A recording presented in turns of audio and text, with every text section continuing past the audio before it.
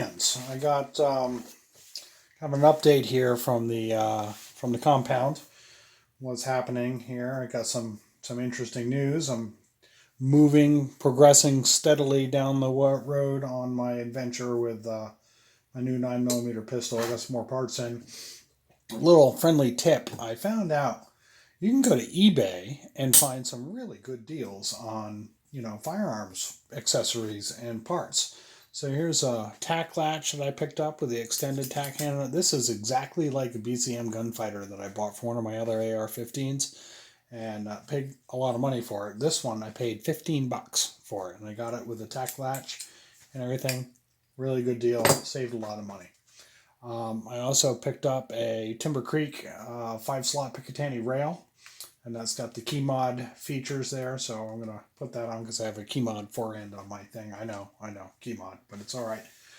I'm going to attach that, and I also, just today in the mail, had a UTG tactical pistol flashlight show up in the mail. And you know what? For an old cheapo pistol light, it's actually not that bad. It's pretty bright. It's 400 lumens. It has a switch here on the side where you click on and click off.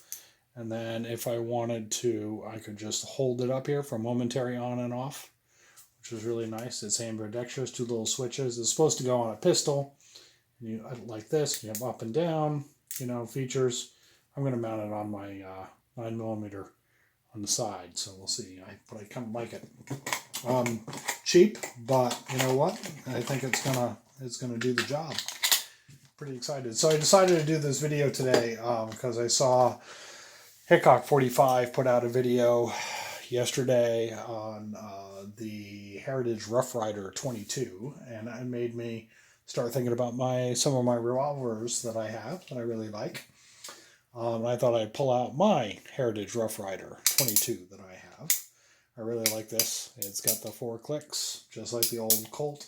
It's cheap. I think I paid for this $130, and it's got the 7.5-inch barrel. Hickok 45 said that his was a 9 shot. Mine is a 6. I haven't seen any with a 9 shot, but it's a 6 round.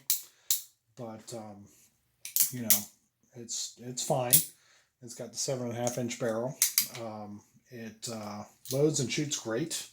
I've had it for about a year, 2 years maybe. I haven't had any problems with it. It's a great little gun. You can tell it's cheaply made. But not in a negative way. I would say it's all right. It's nice. It's a nice little Plinking 22. It's good for fun. Good for starting new shooters on. The trigger on it is excellent. I will say that. And I would like to comment that I took a tour of the Ruger plant not too long ago, and I saw them making the new Wrangler pistol that he compared it with.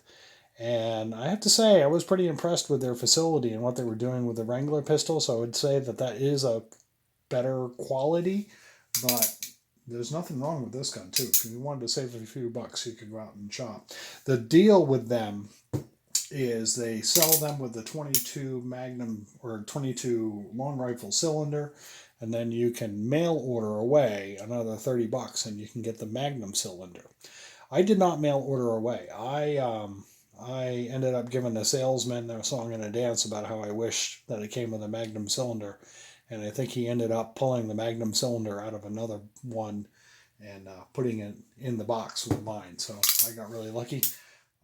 But yeah, nice little pistol. So if you're interested in a 22 pistol, highly recommend that. The real gun that I wanted to make a video about here is this. This is a Taurus 627 tracker in 357 Magnum. Also will shoot 38 special. You can see it's empty. You can safety check it there, so no problems with that. But I will tell you that I am not a huge revolver person. I have a couple, but this is very quickly becoming one of my favorite pistols to shoot. When I go to the range and I'm looking at handguns to shoot, I have to put this down and grab another one and say I haven't shot it so much. But this one I really, really like, especially that I have a rifle on 357 also that it shoots. But this gun is super affordable.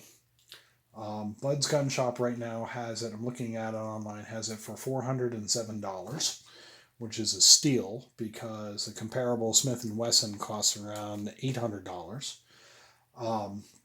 What I like about it is that it has the heavy underlug barrel here, and you can see it's ported here. Each side has 4 ports, and it really manages the recoil well. When I shoot full power 357 Magnum out of this, it's still incredibly comfortable to shoot.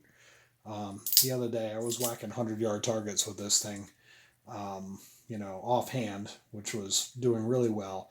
When I first got it, it was shooting a little to the left, but it has adjustable sights here that it comes with a little screwdriver and you can adjust it. And in no time, I had it, shooting extremely accurate at 50 yards. I was hitting soda cans with it. It really is a great shooting pistol. The reason why I recommend this over some of the others is, well, number one, the price is great. Number two, it's got the 6-inch barrel on it, and I like the 6-inch over the 4. They have a 4-inch one, which looks nice, and it's ported also, but you get that heft and that longer sight radius with the 6-inch, and it just looks mean. I mean, the 4-inch doesn't look anything like the 6-inch. It looks mean, and it shoots great, and that weight that you have when you hold it out there really allows you to have a nice steady sight picture, and that's what allowed me to be able to hit those 100-yard targets. Excellent little gun. The gripe I get a lot, or hear a lot on online forums and discussions about these guns, is the grip. It has sort of this little rubber kind of weird, kind of grip that's unusual, but you know what? It doesn't look great. I think a pair of Kokobo grips would be kind of nice, but they're really comfortable and they do help manage the recoil a little bit. So I was going to say I kind of don't mind the grips. I think I'm going to keep them.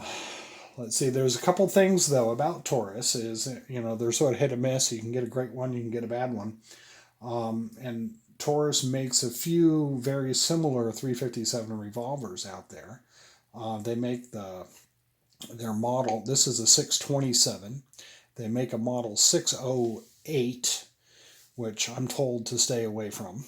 And they also make a Taurus 66. And the Taurus 66 has a smaller lug here, it isn't quite as heavy.